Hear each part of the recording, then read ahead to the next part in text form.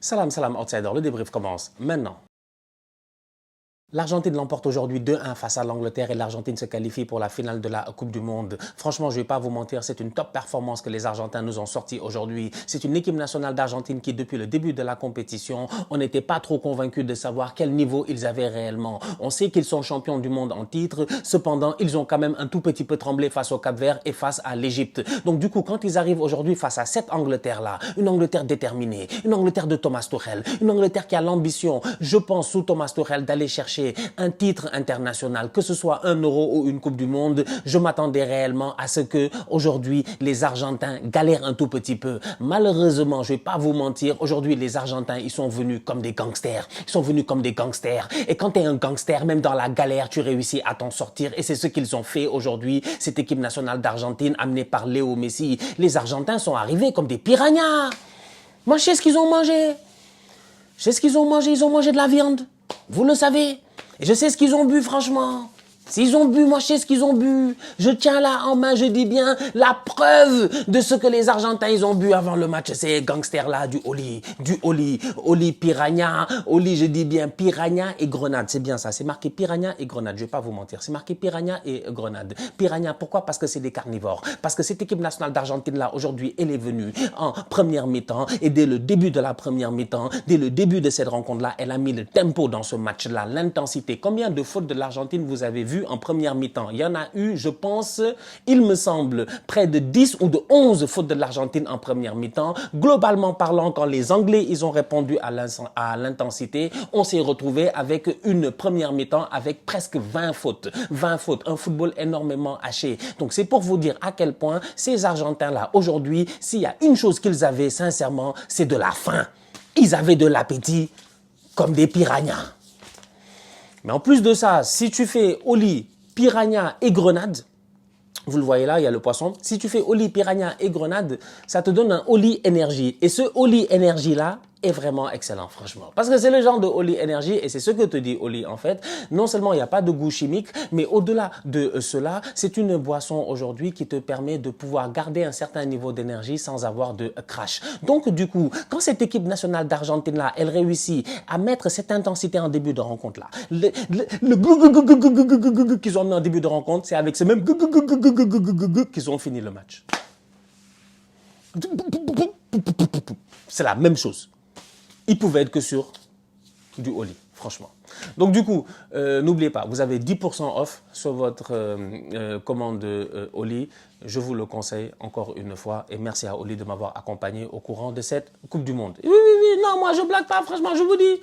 C'est des piranhas et des grenades. Ils sont venus, ils veulent nous faire croire que c'est marqué en anglais, pomegranate. Ils veulent nous faire croire que genre, c'est des grenades, donc du coup, c'est des fruits et tout. Non, franchement, ils sont venus avec des vraies grenades. Ils sont venus avec des vraies grenades. Ils ont jeté des grenades sur les Anglais en fin de rencontre. Les Anglais mènent 1-0. Ce match-là, il est intense. Ce match-là, il est chaud. Ce match-là, il y a énormément de fautes et tout. Donc, du coup, quand on part à la mi-temps 0-0, je vais pas vous mentir, c'est un tout petit peu normal, en fait. Tout est normal dans ce match-là. L'intensité, elle est là et on s'attend de voir qui va réussir à prendre le dessus. On revient de deuxième mi-temps, je vais pas vous mentir, 55e minute, but de Gordon. L'action des Anglais est superbement bien menée. Elle est sensationnellement bien menée. C'est une passe décisive de, comment il s'appelle, de Morgan Rogers et c'est là où tu as envie de saluer Thomas Tuchel. Pourquoi? Parce que, oui, l'Argentine a mis de l'intensité, mais nous tous, on sait que cette équipe nationale d'Argentine là, s'il y a une chose qu'elle fait depuis plusieurs années, c'est jouer pour Léo Messi. C'est mourir pour Léo Messi, franchement. Donc, du coup, quand Thomas Tuchel arrive dans ce match-là et qu'il décide à quelque chose qui me surprend, de faire jouer Morgan Rogers et Jude Bellingham en même temps, je me dis, c'est parce qu'il a envie de bloquer un tout petit peu là où l'Argentine réussit souvent à prendre le dessus. Hier, on a eu l'occasion de voir l'équipe de France qui ne s'est pas gérée face à l'Espagne. Hier, on a vu une équipe de France qui s'est fait bouffer au milieu de terrain face à l'Espagne. Thomas Tuchel devait être à son hôtel devant le match. Il a vu ce match-là. Il sait très bien que les Argentins vont venir sûrement avec un milieu de terrain ultra bétonneux avec des numéros 6, des McAllister, des De Paul, des Paredes et des gars qui sont juste là pour découper. Donc, du coup, il se dit, c'est peut-être pas le match où je vais faire jouer Madueke ou Bukayo Saka. Je vais mettre Rogers qui est capable à la fois de jouer sur le côté mais aussi d'amener de l'intensité physique à l'intérieur, sachant que Rogers aussi, c'est un quand même C'est un gros bébé, c'est pas un boy que tu peux venir et puis bouger comme cela. Donc sur le plan de match initial, franchement, je vais pas vous mentir, Thomas Tuchel, de base, il s'est pas trompé. Il s'est pas trompé. C'est pour cela que les Anglais réussissent à répondre à l'intensité. C'est pour cela qu'en première mi-temps, on voit une équipe nationale d'Angleterre qui, peut-être, ne réussit pas autant à se créer autant d'occasions facilement et tout, mais sur des phases de jeu, tu vois quand même des choses assez intéressantes. Tu vas voir Bellingham prendre le ballon, essayer d'avancer et puis tout, souvent de manière solitaire, rarement de manière collective. Pourquoi? Parce que les Argentins sont là et le pressing argentin est là et ils n'arrêtent pas aussi de faire des fautes. C'est ce que je vous ai dit. La première mi-temps est très saccadée. Elle est très hachée. Elle est très coupée. 1, 2, 3. Du côté argentin, Scaloni, sur ce match-là aussi, il n'a pas fait d'erreur. Ils auraient pu venir et densifier leur milieu de terrain comme ils avaient fait la dernière fois face à l'Égypte avec 4 numéro 6. C'est pas ce qu'ils ont fait. Cette fois-ci, franchement, il a ramené Giuliano Simeone. Mais Giuliano Simeone, c'est le fils du Cholo Simeone. C'est lui-même, en fait, il a l'ADN du cholismo. C'est son père, il a créé le cholismo. Donc, Giuliano Simeone, il peut jouer 6, il peut jouer 8, il peut jouer 7, il peut jouer tous les postes franchement dans un match. Donc Giuliano Simeone est sur le côté, mais Giuliano Simeone amène non seulement de la vitesse, de la profondeur de temps en temps à cette équipe argentine-là, mais au-delà de cela, de la combativité. Combien de fautes on a vu en première mi-temps, combien de coups gratuitement on a vu, combien de maillots tirés on a vu en fait. Franchement, il s'est passé énormément de choses et il me semble que le premier carton jaune, c'est les Anglais qui l'ont eu. Il me semble. Donc c'est pour dire à quel point cette première mi-temps-là est super intense et les Argentins réussissent à garder un certain niveau. Et tu le vois déjà en première mi-temps que les Anglais, petit à petit, commencent à se frustrer. Et ça, c'est un fait qui sera important plus tard à la fin du match. Tu sens que Bellingham commence à se frustrer. 1, 2 coups, il en a marre. Il a envie de leur dire F off. Vous le connaissez, c'est Jude. Il a envie de dire F off. Il peut pas trop parler, il n'a pas envie de se faire sanctionner, il reste calme, tu vois. C'était compliqué. En plus, l'arbitre, c'est un Américain, il parle très bien anglais, tu vois. Donc, c'est assez compliqué. Tu sens qu'il y a cette frustration-là, en fait. Et les Argentins, ils aiment bien ça, tu vois. C'est comme quand tu joues aujourd'hui un combat de UFC ou un combat de MMA ou quoi que ce soit. Il y a des mecs qui vont te dire que moi, je suis fort au sol. Je t'amène au sol. Je t'amène au sol, je te tape. Et tu n'y peux rien. Il y a des gars comme ça. Il y a des mecs qui vont te dire que eux, c'est les high kicks. Ils vont être à distance, ils vont donner des high kicks, on dirait Dalsim. Donc, à un moment donné, tu vois, chacun sa technique. Les Argentins, de temps en temps, ils savent faire le football sale. En fait, ils sont même forts en football sale en Amérique du Sud. Nous, on regarde les Copa América, les matchs à 2 h du matin que vous fuyez. Franchement, nous, on est là devant la télé, on a mal à la tête. Des matchs en Bolivie, machin, c'est là en train de se tuer, c'est là en train de se battre. Je dis, Darwin Núñez va en tribune, il se bat là-bas parce qu'il y a des mecs qui veulent agresser sa famille ou quoi que ce soit, il prend des coups de poing, tout ça, c'est réel, tout ce que je viens de dire, c'est pas de la fiction. Donc ces Argentins-là, c'est des gangsters. Donc eux, ils aiment ça. Ils aiment le bordel. Ils aiment quand c'est bordélique. Et eux, dans ce bordel-là, ils réussissent à transcender. Et les Anglais, peut-être là, ça commence à les frustrer un tout petit peu, tu vois. Ça frustre les boys de Buckingham Palace. Ça les énerve. Mais 55e, il réussit à claquer un but. Rodgers se gère, superbe contre-attaque, franchement. Le centre, il est parfait. Gordon vient deuxième poteau, il claque son but, ça fait 1-0 pour l'Angleterre. À ce moment-là, je me dis, Tuchel, achève-les. Ce tocard, il recule. Pour reprendre les mots de Rudy Garcia, on connaît bien ces équipes-là. On connaît bien ces équipes-là. Ils ont reculé. Ils sont allés dans les tranchées. Et comme je vous ai dit tout à l'heure, ces bandits d'Argentins, ils sont venus avec un Oli Piranha, donc ils étaient déjà en mode carnivore. Pomme grenade, on a dit, je dis bien donc grenade. Et comme je vous l'ai dit, c'est pas le fruit. La grenadine, c'est des vraies grenades là. Les Argentins ont commencé à pilonner à partir de la 55e. Là, tu sens qu'en fait, le stress qu'ils ont vécu face à l'Égypte la dernière fois, où ils étaient là à attendre la 80e machin pour commencer à jouer au football et tout, et que les Égyptiens ont failli mettre un 3e but, ils ont eu de la chance, ils ont échappé, Clément Turpin est venu, je pense, je sais même pas, c'était Clément Turpin, je sais même plus. L'arbitre est venu, il a décidé d'annuler ce but-là, ils ont eu de la chance. Là, 55e, 1-0 l'Angleterre, ils se sont réveillés direct. Mais je peux même pas te dire plus que direct. Ils se sont réveillés. Ils ont commencé à pilonner les buts. S'il n'y a pas un tacle de Jet Spence sur Giuliano Simeone, il y a possiblement égalisation de l'Argentine quelques minutes après le but de Gordon. C'est à cette vitesse-là, je dis bien que les Argentins, ils ont répondu. C'est pour cela que je vous dis que le qu'ils ont amené en début de rencontre, en mettant des fautes, des machins et tout ça, c'est le même qu'ils ont ramené en fin de rencontre. C'est des fous, eux, en fait. J'ai dit, eux, c'est quel... En fait, ils ont mangé quoi? On a vu des vidéos ici. Ils sont là à manger de la viande. Eux, ils mangent... Moi, le médecin m'a dit, ne mange pas trop de viande. Évitez la viande rouge, s'il vous plaît. Mangez-en peut-être une fois par semaine. Mais pas trop de viande rouge. Et ils ont carburé pendant 30 jours sur de la viande rouge. C'est fou furieux, ils arrivent. Ils sont pas fatigués, ils ont aucun problème musculaire.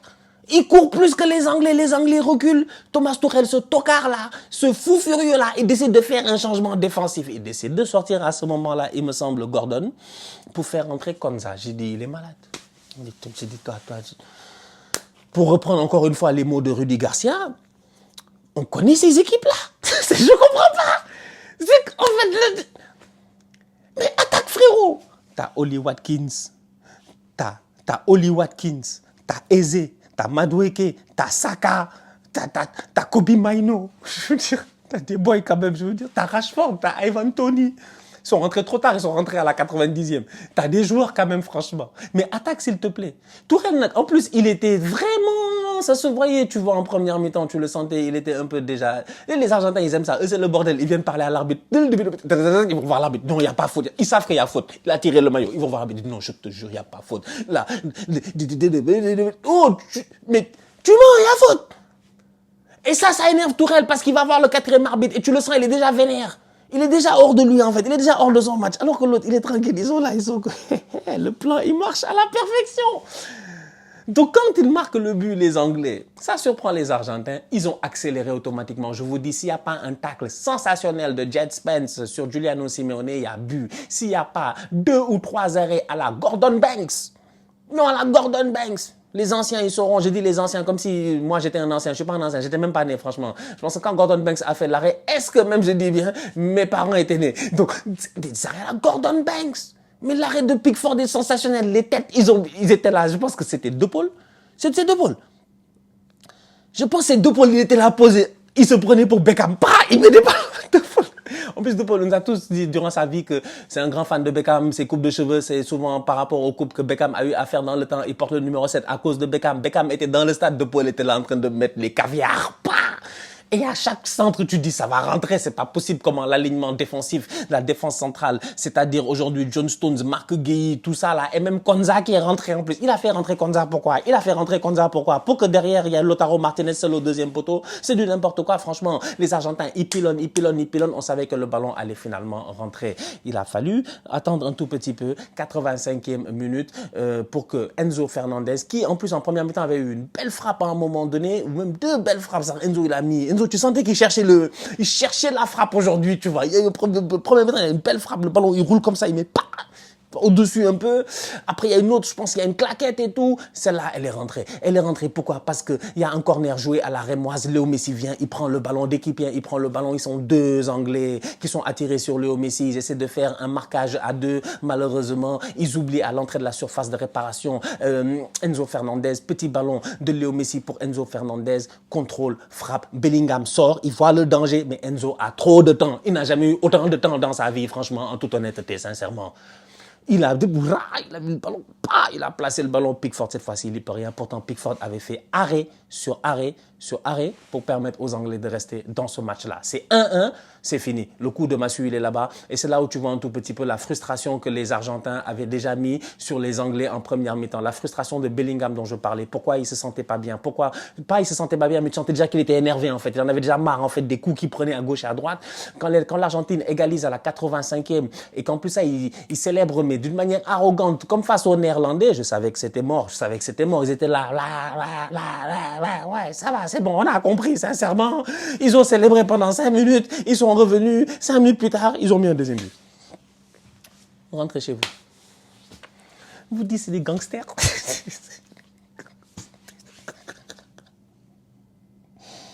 Des gangsters. C'est des gangsters. Je dis, ils ont fait un match. Non, sincèrement, je ne vais pas vous mentir. L'Argentine, depuis le début de la compétition, ils font des matchs pourris. C'est moi, je le dis, je regarde les matchs, j'ai le droit de le dire. Je dois dire ce que je veux. Si tu n'es pas content, achète ta caméra,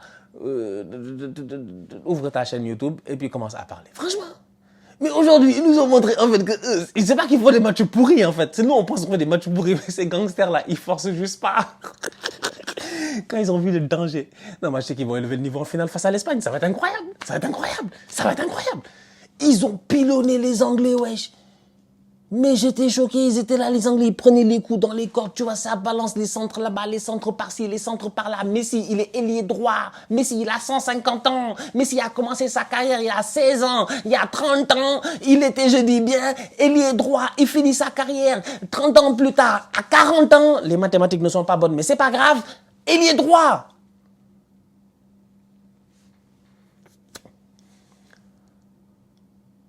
Il est ailier droit, frérot.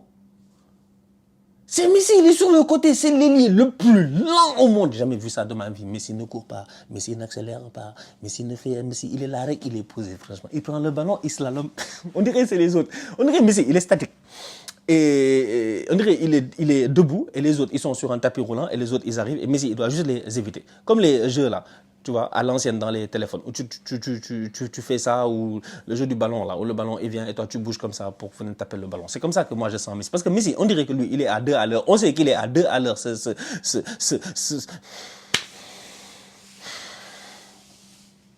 J'allais dire un mot qui allait être affectif, mais c'est pas possible parce que les gens ils vont pas capter, tu vois. Donc je peux pas dire ça. Je reste quand même poli, franchement.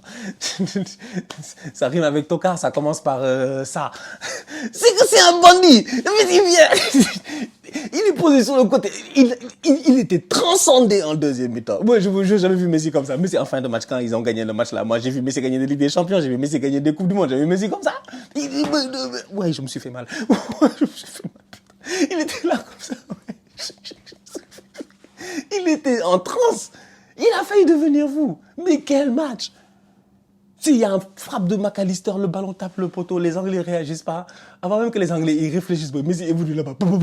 Tu vas courir, prendre le ballon, il revient. Il rentre avec centre-pied droit. Ma foi. Centre-pied droit. Ah, tête de Lautaro. Game over. Franchement, c'est le patron. En fait, tu vois, on dit tout ce que femme veut, Dieu veut. Mais franchement, je ne vais pas vous mentir, dans le monde du football, tout ce que Messi veut, Dieu veut. Parce que là, c'est 2 passes décisives, ouais, c'est incroyable. Les 2 sont carrés. La petite à l'entrée de la surface pour Enzo, il crée le décalage. Le centre, c'est lui. Il récupère. Non, c'est. Ah, vas-y, moi j'arrête. Il dit Piranha FC. Oui, c'est des piranhas, eux. En fait, eux, ils viennent, ils sont là que. En fait, tu penses que c'est des poissons, ils sont là avec leur maillot bleu clair, gentil, on dirait des marins, ils sont sympas et tout. C'est pas des poissons, hein, c'est des carnivores, c'est des malades mentaux. Top performance de la part de l'Argentine aujourd'hui. Face à une Angleterre qui a reculé. Thomas Tuchel ne peut en vouloir qu'à lui-même. Franchement, il s'est pas géré. Les changements n'ont pas été bons. Il a raté le momentum du match. Et il a fait le tocard. Donc, du coup, les Anglais sont éliminés. It's not coming home. It will not be this time. Cependant, la prochaine échéance pour l'Angleterre, c'est l'Euro 2028 qui se fera entre l'Angleterre, l'Irlande, l'Écosse et, je pense, le Pays de Galles. Donc, it will be at home. Maybe that time, they'll win it. So, we'll see. Mais for the moment, England is out. On aura donc, du coup, un bon vieux France-Angleterre en troisième place, pardon, et un excellent Espagne-Argentine qui devait être la finalissima, qui n'a pas pu être jouée cette année à cause de ce qui s'est passé en Iran et tout. Il me semble que c'était durant cette période-là, durant la trêve internationale de mars.